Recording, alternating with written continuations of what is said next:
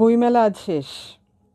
প্রত্যেক দিনের যে একটা উন্মাদনা, গিয়ে অনেক ধরনের বই দেখা, এবছরের মতো আজকেই শেষ হতে চলেছে কলকাতার বুকে।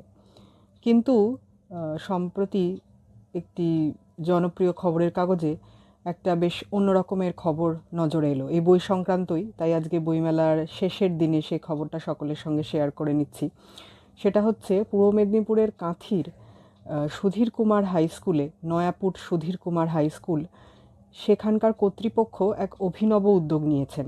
আমি আমার আগের ভিডিওতে বলেছি যে এখন দেখা যায় যে হার্ড কপি বই ছেড়ে লোকজন মোবাইলের দিকে বেশি থাকে। যদিও আমার এখানে মত যে বাচ্চারা যে বই পড়ে না তার পিছনে সবসময় তারা মোবাইল ঘাটার কারণ থাকে না, তারা অন্য কাজও করে এবং তারা মোবাইল ঘাটে তখনই যখন তারা মা বাবাদের মোবাইল ঘাঁটতে দেখে।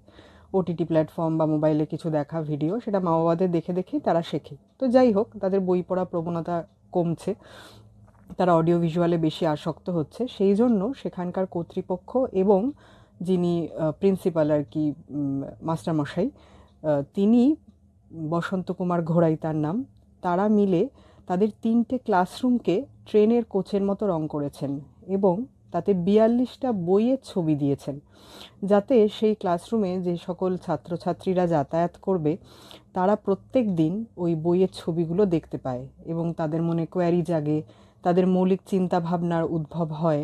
এবং ওই যিনি প্রিন্সিপাল তিনি বলেছেন যে এখন তো বাচ্চাদের চিন্তা ভাবনা কমে যাচ্ছে, তারা অডিও ভিজুয়াল মাধ্যমে বেশি আসক্ত হয়ে পড়ছে, তারা কপি করা শিখছে। মানে তারা ছোটোবেলা থেকে বাচ্চারা মা বাবাদের কপি করেই বড় হয়, কিন্তু বড় হওয়ার পরেও তাদের মৌলিক চিন্তাভাবনার বিকাশ খুব বেশি ঘটছে না। সেই জন্য তারা ক্লাসরুমের মধ্যেই, মানে ক্লাসরুমের গায়ে 42টা বইয়ের ছবি এঁকে সারাক্ষণ বাচ্চাদের বই পড়ার দিকে উদ্বুদ্ধ করছেন। তো বইমেলার শেষের দিনে এই খবরটা চোখে পড়ল এবং এটা সকলের সঙ্গে ভাগ করে নিলাম। আমার যেটা মনে হয়, আমরা যদি এই অভিনব উদ্যোগগুলো সকলের মধ্যে ছড়িয়ে দিতে পারি, এই আইডিয়াগুলো নিজেরা নিতে পারি, পরবর্তী প্রজন্মকে দিতে পারি, তাহলে কিন্তু বইয়ের প্রতি তাদের আসক্তি বাড়বে।